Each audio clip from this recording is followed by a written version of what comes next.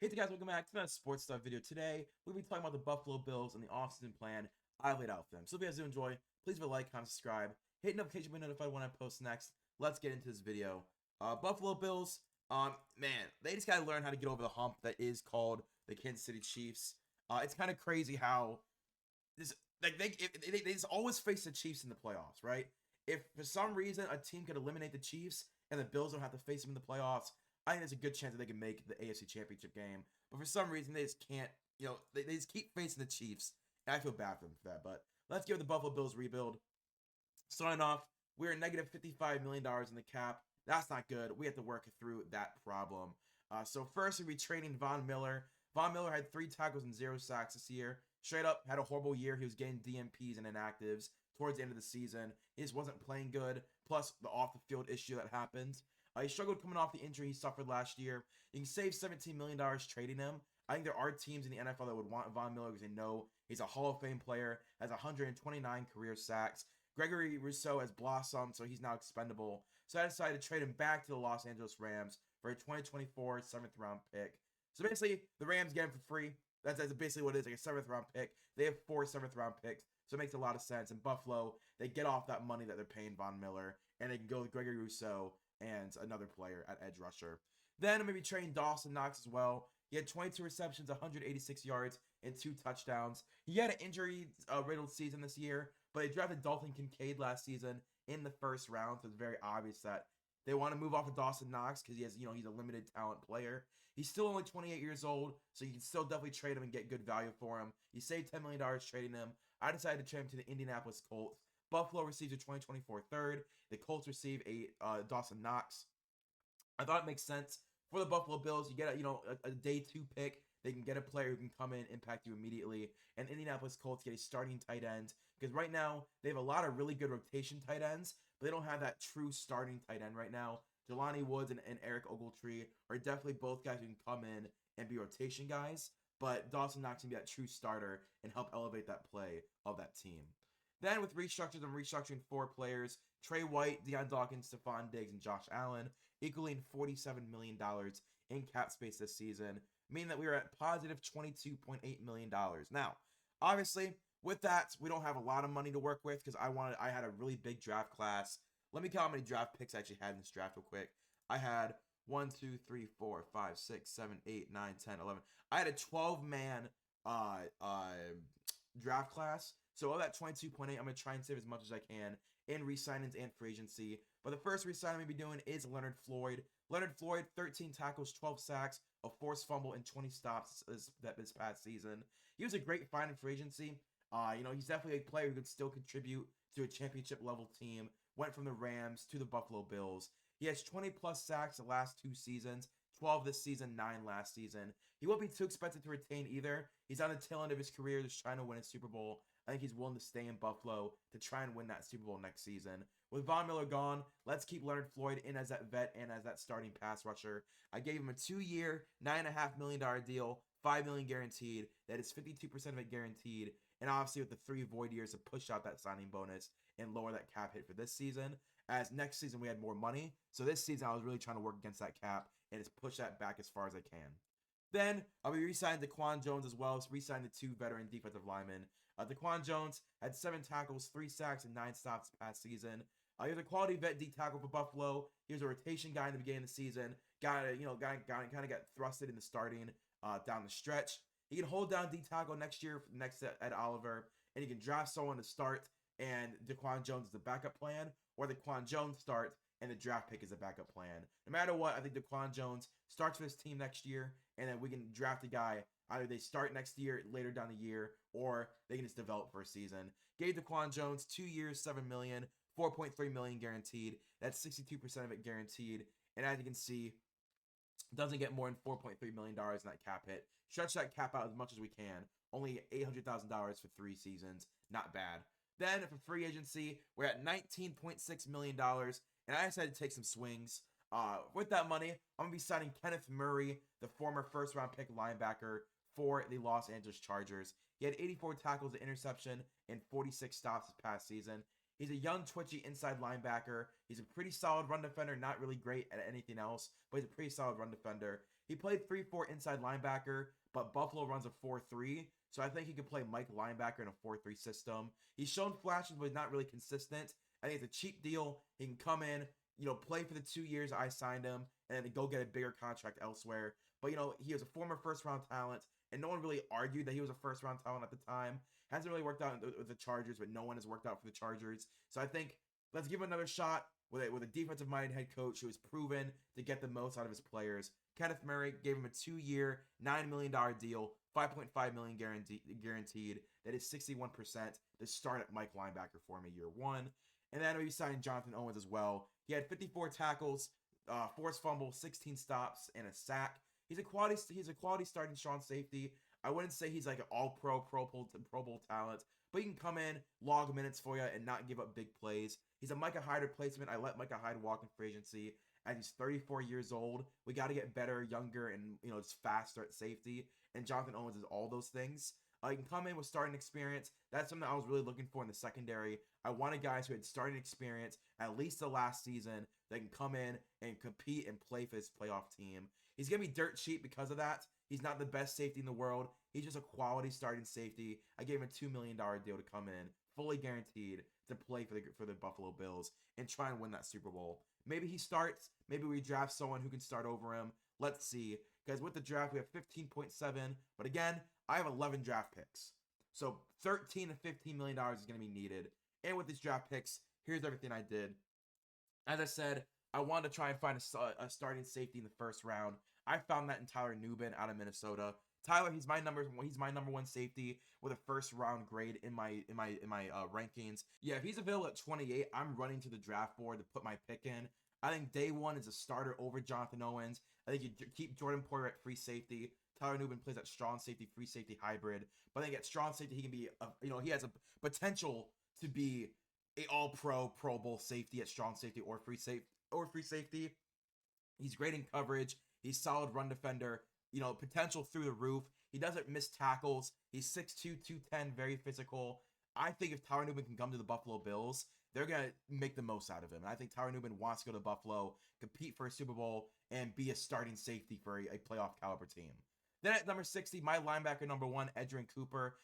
Same thing, first round grade on him. If he somehow makes it to the second round, run to the draft board and put that pick in. Because Edgerrin Cooper with the Buffalo Bills would be a great fit. He has coast-to-coast speed. He played Will like Milano in Texas A&M. He played the Will linebacker role. But I think he can make the smooth transition to Sam linebacker. And to me, he has the physicality to play Sam. I think he could play Mike linebacker, but I feel more comfortable him being an outside linebacker for me. He's a great run defender, great at covering tight ends. He might start day one over Balin Spector at Sam. I think you could make the argument, let's keep Balin for a year because Balin's played for us. But no, Edgerrin Cooper, potential through the roof, just like Tyler Nubin. That is 2 first-round grade guys, in my opinion, at the end of the first round and the end of the second round, who can come in and start for you day one. Then with the Dawson Knox trade, you get number 82. You get draft Patrick Paul out of Houston. Patrick Paul, he's 6'7". If that's not enough, that's already good enough. He's a 6'7" tackle. He is a great pass blocker. Needs to work on moving more fluidly with more athleticism to be a better run blocker. That really is his biggest issue, is run blocking. He has great arm strength, great length. And Josh Allen, to be honest with you, is one of the very few quarterbacks who allows you to draft 6'7", 6'8" tackles consistently because of his his taller height for the NFL. And if he gets more agile, I think he'd be more dominant in the future. But as a pass protection guy, he's not going to fail you. It's just run defending he needs to get better at. But at the same time, maybe this team is going to lean more into the pass again like they did with Ken Dorsey. But they really lean more into the run game later in the season. So maybe they're going to value run defending more than pass blocking. But for me, I'm going to value pass blocking more. I think Patrick Paul is a great 6'7" pass blocker in the third round. Then Michael Hall out of Ohio State at 99. Michael Hall, pass rushing D tackle with run stopping ability. He can sit behind Daquan Jones for a year, but I think he actually has the potential to start over Daquan Jones. But if you want to, have Daquan the veteran, have Michael Hall come in for specific sets, maybe on 3rd and 4th down, Michael Hall comes in. That'll be okay. But if he can develop run defending more, he's gonna be a 4-down type of dude. Right now, I see more as that 3rd, 4th down guy who can rush the passer, but I think he can develop into a 1 through 4 down type of D tackle and be their future D tackle number 1 that they can rely on in the interior. Then at 129, my guy, Taj Washington out of USC. One of the best run blocking wide receivers, and I've been saying this for the last 5 years. Run blocking wide receivers is something that every run team needs. And if the Bills, like I said, with James Cook, they became a run team, they went on that big run, I think they're gonna really care about run blocking wide receivers. And if they do sign a wide receiver, it's gonna be one of the better run blocking free agents that we can find. But Taj Washington, he's not a true number one receiver, but he can be a really good number two receiver in the NFL. He's great at finding holes when the play breaks down. So I think if kind of like if the Kansas City Chiefs got Taj Washington, he'd be a Pro Bowl All Pro. I think if the play breaks down, Taj Washington can diagnose. Okay, the play's breaking down. Let me find an open space for Josh Allen to throw the ball to me. He had 1,000 yards, 8 touchdowns, 18 yards per reception. He's a great deep threat, great slot, great gadget guy. And at only 5'10", I think 5'9", 5'10", Taj Washington is a beast. Like in the 4th round, you're gonna get a guy who starts for you day one. That's something that you can't always say to every position. Then at 159, I'm gonna grab Braden McGregor out of Michigan, pass rusher out of Michigan. He's 6'6", 267 pass rusher. Yeah, give me a 6'6", 267-pound pass rusher who has run stopping ability. That's something that I would definitely like. Because again, Sean McDermott can mold guys into the guy that he wants him to be. He has shown flashes of dominance in run defending, but for me, I think he's definitely more of a rotational pass rusher. Again, 3rd and 4th down, you can throw Braden McGregor out there and feel comfortable. He notched 5 sacks with a 14.5% win rate at Michigan this past season. He's not as athletic as guys above him, hence why he's not a 3rd, 2nd round pick. But I think as a pure pass rusher, he can play in rotation on 3rd and 4th down. And then, if he can develop run defending, he can maybe play more. But I definitely see him more as that rotational guy who bounces around the league getting 5 to 8 sacks a year. Then at 162, another guy I think could start for you day one is Malik Mustafa, one of my guys at safety from Wake Forest.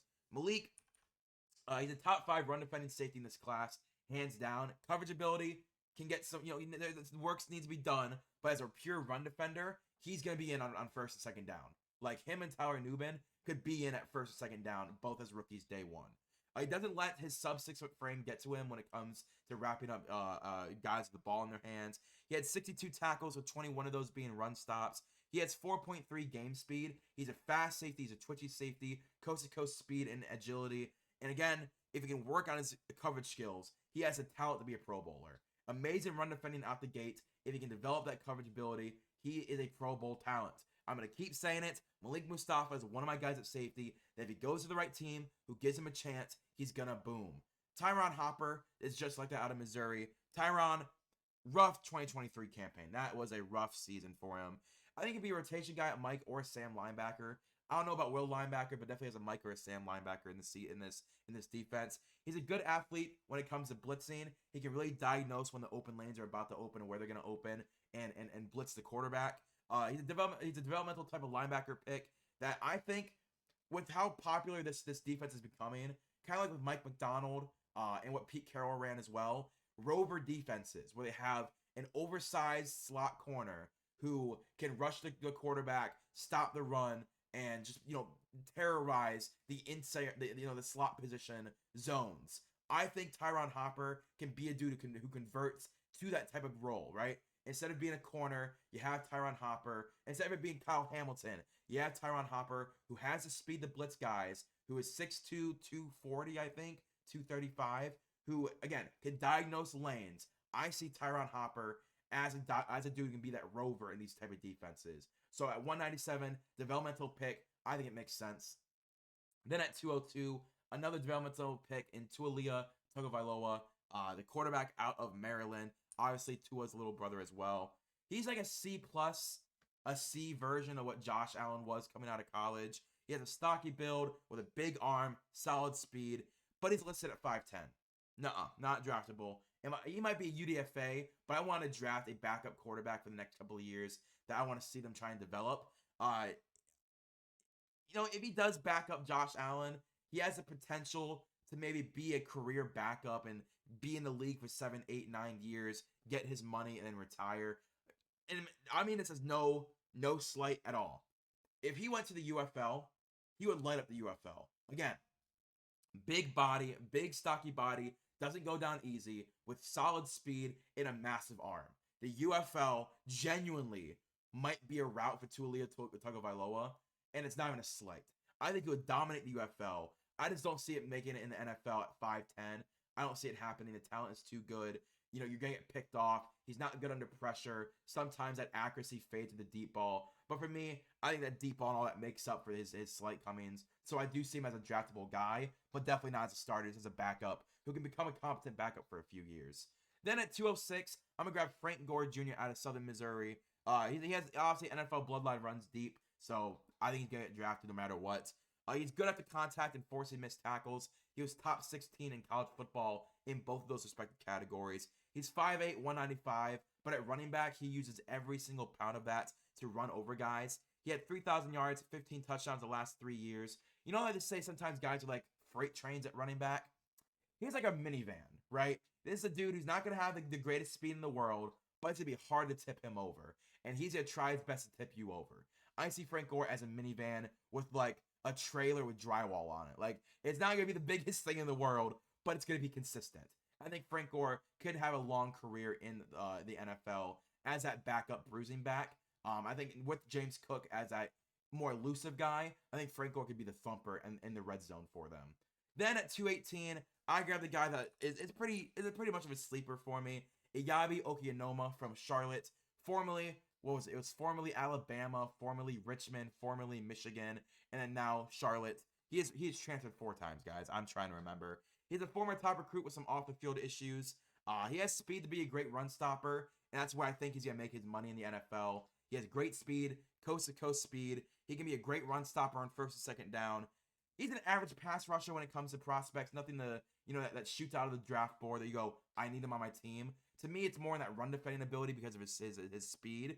You might be able to get him as a UDFA, but why wait and maybe get him when you can just waste a 6th round pick trying to develop him for a few years and see if you can carve out that NFL role? Because I do see an NFL role for Iyabi Okianoma. The problem is, does he want it, right? Like, does he want the role? He keeps transferring. He can't stay stagnant in one place. He has off-the-field issues. Can Iyabi stay, right, and develop as a run stopper who can play in the NFL, right? And again, former 4 or 5-star recruit. He has the talent in the world. I just got to see it work out. Then in the 7th round, I decided to go for an FCS guy in CJ Hansen from Holy Cross. He's a good run blocker. He's a 6'6", 305-pound guard. What a joke. That is insane. A 6'6", 305 guard. All right. He hasn't let up a sack in 2 years. He's a team captain for the Holy Cross guys. FCS, I'm going to be honest with you guys, is going to get more love from me as the draft season goes on. I like in the 5th, 6th, and 7th round taking guys that are hyper-specific in their roles and from FCS competition. So like CJ Hansen, he's a great run blocker, was a team captain, has a lot of FCS accolade on the number 6 FCS school. You know, I'm going to like him, especially when he's a 6'6", 305-pound guard. I think the Buffalo Bills would love him at left guard as that run-blocking mauler next to Osiris Torrance. It makes too much sense. But if you guys enjoy, please leave a like, comment, subscribe.